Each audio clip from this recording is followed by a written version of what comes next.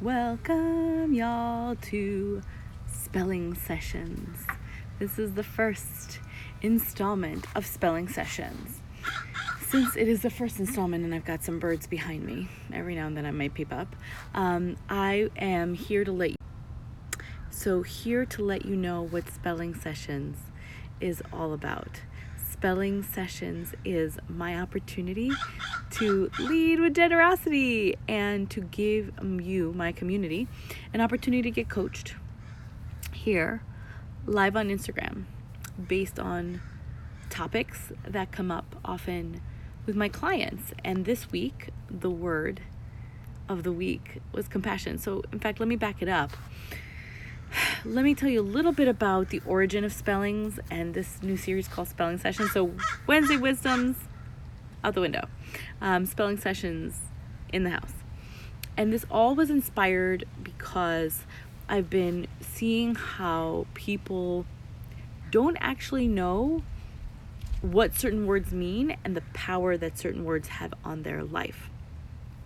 And so what I created, hello, Light Observations. So what I've created and what I'm offering you here in these spelling sessions are an opportunity to get coached on words and experiences that you may be struggling with when it comes to the words that we're coming up with. So this week the word was compassion. And the reason that I wanted to create spellings too is because when we actually look at where the words come from, we actually begin to understand what they really mean and how they show up in our lives and how they hold us back or how they help us move forward. And sometimes if we use these words, if we see how these words hold us back, we can actually see the way through to moving forward. Because you can't go forward without a map. If you can't see the direction on here's what comes up for me. There are blind spots in our language. So the spellings allow for those blind spots to be eliminated so that you can really move into a more empowered way of speaking, a more empowered way of being, and transforming how we show up. So this week's word was compassion, and compassion has a root in Latin. Com, C-O-M, which means with, and pasión, which is, people think passion is like the sexy, fun, and flirty thing. Passion means actually to suffer with someone. So when you're being compassionate with someone, you're actually seeing their suffering and being with them in that time of suffering. It's, a lot, you may hear a lot of healers and people of the spiritual community use phrases such as hold space for people. And what that's really creating and providing is someone the ability to feel their suffering instead of bypassing it and sucking it up or cheering up or bypassing it with light and love. Sometimes when someone's suffering, they have to actually suffer. And not because we want them to be in pain, but because they need to understand what is causing them to suffer, how it's showing up for them, and then learning the lesson from that. And so what comes up for me is often we think compassion is just self-love or giving someone love and being great for them. But really what compassion is, holding the space for someone. Hey, Ikaru, good to see you. So we're talking about the spelling. So I'm here coaching live for free on words that have impacts on our lives.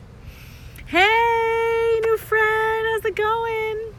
So today I get to coach anyone who's here who wants to be coached on how being compassionate, either with someone or themselves, is keeping them from moving forward. And I'm going to repeat the definition of compassion. Compassion is not self-love. Compassion is not self-light and all that happy kind of positive stuff, because the word passion in its Latin root actually means to suffer.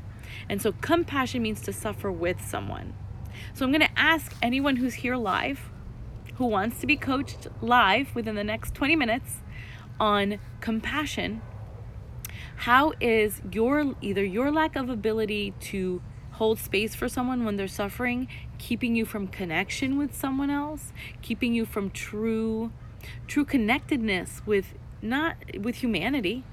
How is that showing up in your life? Or maybe even how self-compassion, and how are there times, and many of my clients do suffer with this, can't even hold space for themselves when they're suffering? Raise your hand, give me some hearts, drop some comments if when you're suffering and going through a really tough time, you actually do everything that you can to avoid sitting in the space of suffering. So you overplan, you avoid by binge watching TV, you go spend money. What are your habits around compassion towards yourself or others, and how is it limiting the way you show up in the world? If you want to be coached, I'm giving you the opportunity right now to drop it like it's hot. Tell me how compassion or not having compassion for yourself or others is impacting your life. And we could talk about it right here. Because another word that will probably show up in a future spelling session is vulnerability. This is not a space to judge one another. It's to really share. Okay, we've got the funky high vibes. I'm realizing that I've learned to suffer alone, so it makes me hold the space for other because I don't want them to suffer, but it blocks me to be vulnerable with myself. And by sharing my depth with other, absolutely. So funky high vibes. The first thing that I want to address is suffering alone. A lot of us think that it is okay for us to hold space and be compassionate with someone else, but that it is selfish to hold space for ourselves. And so I want to thank you for that comment, because this is absolutely how compassion shows up for people. That we say, oh, I'm allowed to be compassionate with someone else, but I'm not allowed to be compassionate with myself. And I want to ask you, how has not being compassionate with yourself really, really kept you from, well, I see that you said it blocks me to be vulnerable. So it blocks you to be vulnerable. And what would it look like if you were just really as raw and authentic with the people that you hold space for as they are with you? How would that shift your experience of life and those relationships? I'd love to hear back from you. So Light Observation says that not being compassionate with herself leads to procrastination. Yeah, absolutely.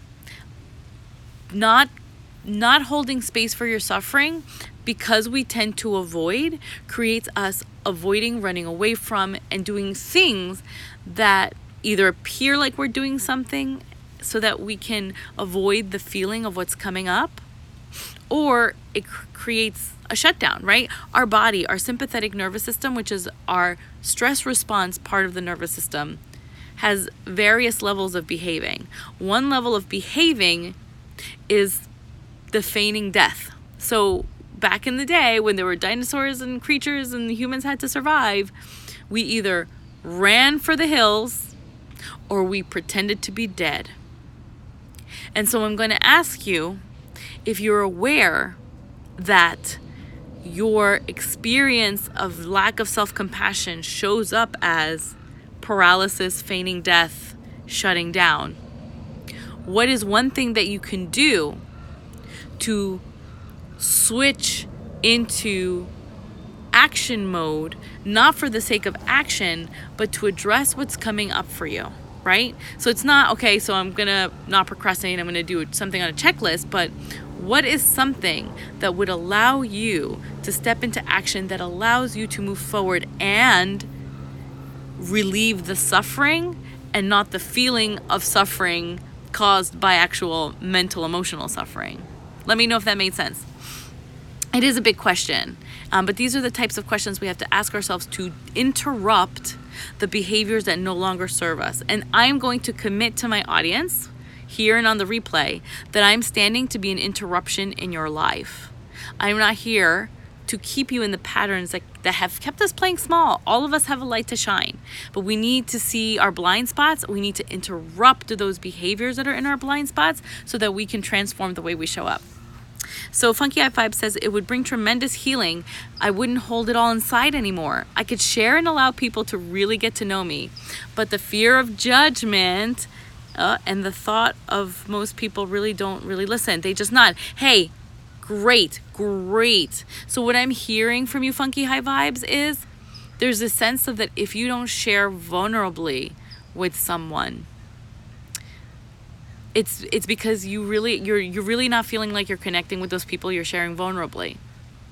So I'm going to ask you, what does that say about the people you're sharing with?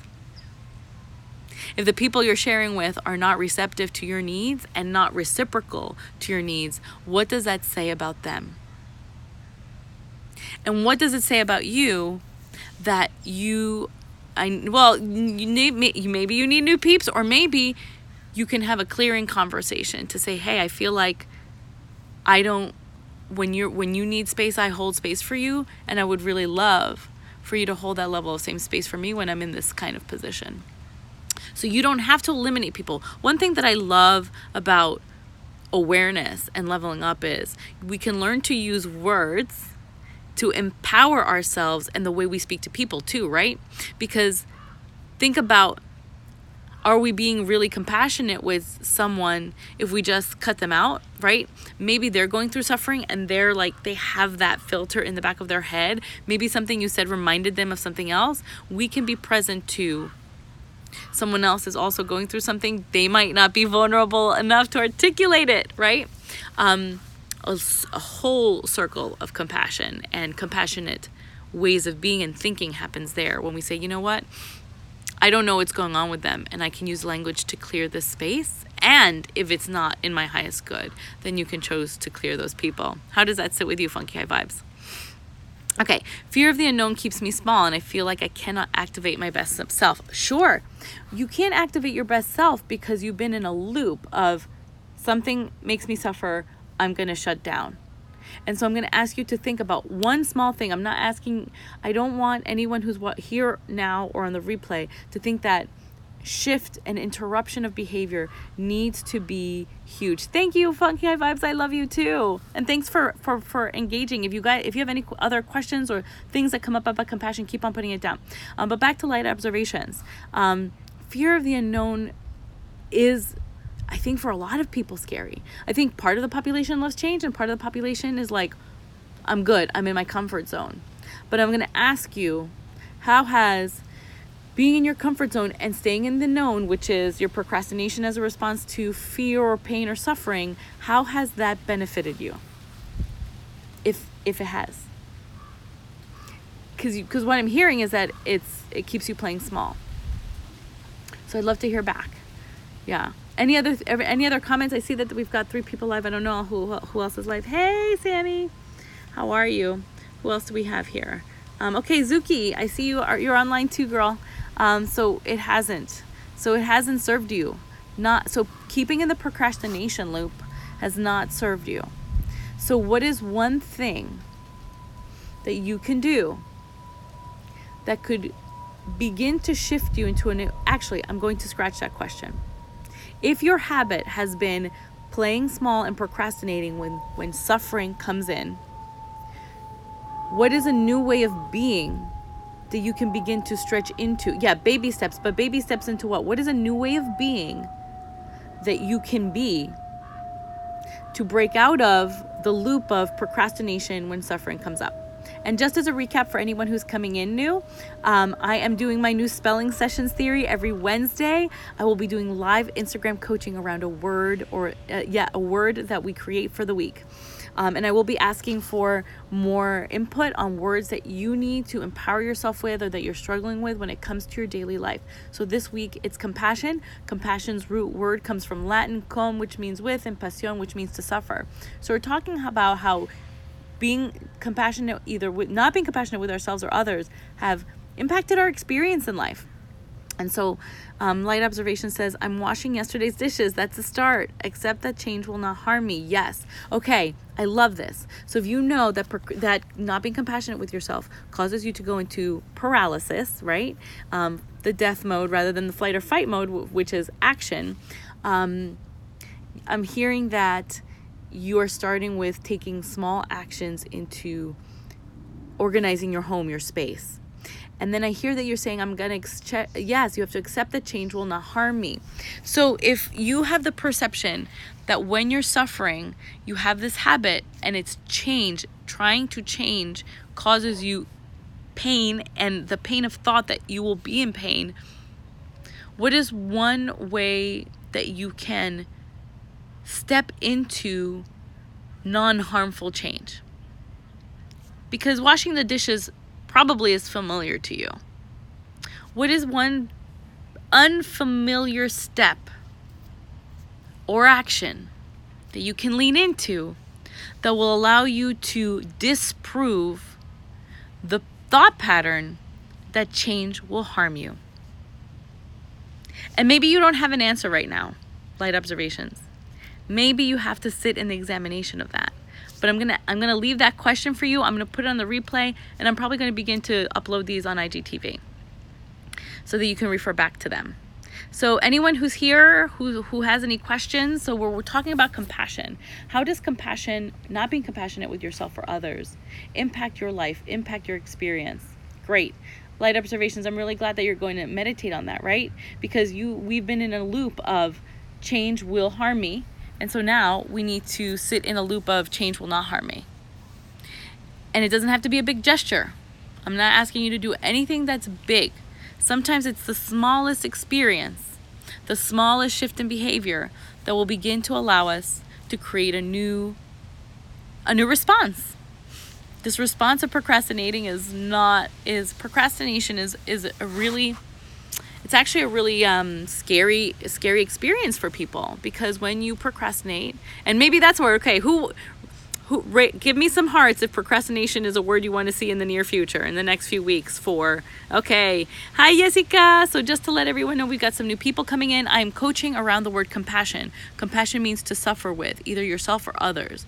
So I'm giving free Instagram coaching for anyone who wants to get coached on how compassion, not being compassionate with yourself or others, impacts your life. I'm here to coach. I've probably got another 10 to 15 minutes. And, if you got friends that can probably use this, send them a text, give them a holler, tag them here. And I want to hear from you. What are other ways that I'm here? I'm literally giving free coaching, y'all. And I'm hoping that we can make this a really fun, great experience. Because together, I want to thank so far Light Observations and the Funky High Vibes for contributing their experience of compassion and lack of self-compassion, because our stories matter. Our words cast spells on our lives. Words have energy, and the way we show up with our words impact our experience. If we had no communication, imagine what life would be with no communication.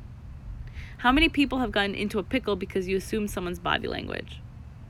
It's communication, speaking things into existence that create things and solve things and clear things. So I'm gonna keep here for a little bit longer.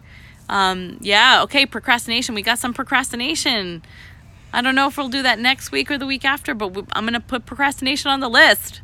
I can't wait to dig into the etymology of that word. By the way, I'm using etymology, which is the study of the root of where words come from. Because when we learn where words come from, hey, Candeline. Okay, so I love this, Suki. You're saying I'm the worst at communicating. But so what comes up for me is, first of all, thank you for sharing. And I want to ask you, are you the worst at communicating, or do you perceive yourself as the worst at communicating? Because there sounds like there's suffering around how you perceive yourself in communicating that may be untrue. In fact, I'm going to give you a little stretch coaching right now. I want you to reach out to 5 people that are closest to you. And I want you to ask them a simple question. On a scale of 1 to 10, with 1 being the worst and 10 being the best, where do you scale my communication abilities? And I want to hear from you what the survey is. I know we're not going to do it on the live, but that's my coaching for you right now. You are going to survey 5 people that are closest to you, and you're going to ask them where they rate you from 1 to 10 when it comes to communication. And I'd love to hear what your experience is. And maybe we come back next week. And anyone else who wants some Insta coaching, I'm here for a couple more minutes. And I want to, if you're around next week, so I'm going to try to do it around this time, 3 p.m. Pacific. 6 p.m. Pacific, 3 p.m. 3 p.m. Pacific, 6 p.m. Central. Eastern. I'm still on East Coast brain, by the way, guys. But I want to either hear from you in a DM or want to hear from you live next week. How that got it. I'm scared to know the results. So I want to hear, how do you feel to be stretched into actually finding out how you rate on communication as perceived by others? Because I'm going to tell you guys, we make ourselves suffer more than we actually have to. Our thoughts, which become declarations and words, which put spells into our lives, cause us a lot of suffering. But when we get to communicate with others, like in this space, like as Ikaru, the Funky High Vibes and Eileen have so vulnerably done, and now Zuki has so vulnerably done, we get to see within ourselves, through coaching and through others, blind spots in our lives. And we get to practice being new ways if we feel like these ways no longer serve us. So I don't know how much time we have left, because I'm really excited. I'm really enjoying this conversation. So I want to hear from anyone else. Zuki, are you clear on your stretch? And are you clear on the fact that this is actually a really fun experience to test your reality? Because that's what we're doing, you guys. Life is an illusion, and coaching helps us test what reality is. Oh my gosh, I'm so excited about that. I'm going to do one day on reality. We need to understand what reality really is. Okay, Zuki, I'm so excited. I am so excited to hear your results. Eileen, light observations. I am so excited to hear what you reflect on and what you come up with there. Funky High Vibes. You do not have to dump your friends, but you can engage in more conscious conversation, because I know you could do that, mijo. So anybody else who's left, is anybody interested in, okay, Jessica, reality, okay. Jessica, is there anything about compassion or self-compassion that you want to be coached on, or you have questions about that could impact the way you show up in the world? Anybody else too? If anybody else has any other thing that comes up when it comes to being not compassionate. So I want to repeat what compassion means. Compassion is not self-love, people. Compassion is to suffer with. Passion actually is not a sexy word. The root word of passion is to suffer. And when we understand that compassion is not to give people love, but to hold people in the space within their suffering, to allow them to clear and experience that, we actually begin to understand how we show up in compassion. And compassion, as a self-compassion coach, that's why I wanted to start with that word. So if you feel like you have any more questions about self-compassion or compassions to others, your inability to be compassionate with yourself or others, or confusion about how self-compassion shows up for you or yourselves, let me know. I'm here. You got me for a couple more minutes. In the meantime, I am going to continue to post on my Insta stories, because I want to hear from you what words. So far we've got procrastination and reality. I've got a list of words. I got a list of 25 words already. I'm really excited to share some of these words. Would it benefit you if I did a little poll on some words over another? Would that be something fun? Would that be engaging for you guys to kind of really pick out words that are best for you? Give me some hearts or drop some lines if that's something that you would want to benefit from. Also, this coaching session here live every Wednesday doesn't work. Okay, awesome, Jessica. Thanks for that. I'm going to I'm a little confused about compassion to others. I'm going to address that in a minute. I just also want to share we created a lot of magic here, y'all. And that only happens when we all show up. So I really invite you to, if you have friends that could benefit from free coaching, every Wednesday, 3 p.m. Pacific, 6 p.m. Eastern, I'm going to be holding these. And if the time changes, I'll post it on Insta stories. You'll know when I change it. But I'm here to give free coaching. I'm about to launch coaching packages that exceed what most people on an average could possibly afford. Not because I want money, but because I'm here to create shift in the paradigm. I'm here to push people. I'm here to be an interruption, but I'm also here to be generous. And I'm literally going to be giving you free coaching every week. So as long as you show up, like all of you have done right now, you're going to get free coaching with me here every Wednesday. So Jessica, you said, I'm a little confused about compassion to others. So compassion means to suffer with other people, or so to suffer with. So compassion is not, oh my God, I feel so bad for them, I have to do things for them. Compassion is just holding, literally, it's the act of holding space for someone when they're suffering. And we use that word a lot in the spiritual community, to hold space. And what that means is, I don't know, give me some hearts if, and I think Ikaru can, based on what you said before, how many times have you had really difficult situations and a friend has just not been there for you, or you're pouring your heart out over something that makes you really like a pain point, and your friends just nod and say, okay. Or you're suffering and you just need someone to listen to, not give you advice. Like people, like, do you guys notice that when you're suffering, people don't know what to do with you or with themselves? Am I right? Like, people get really weird when people are suffering.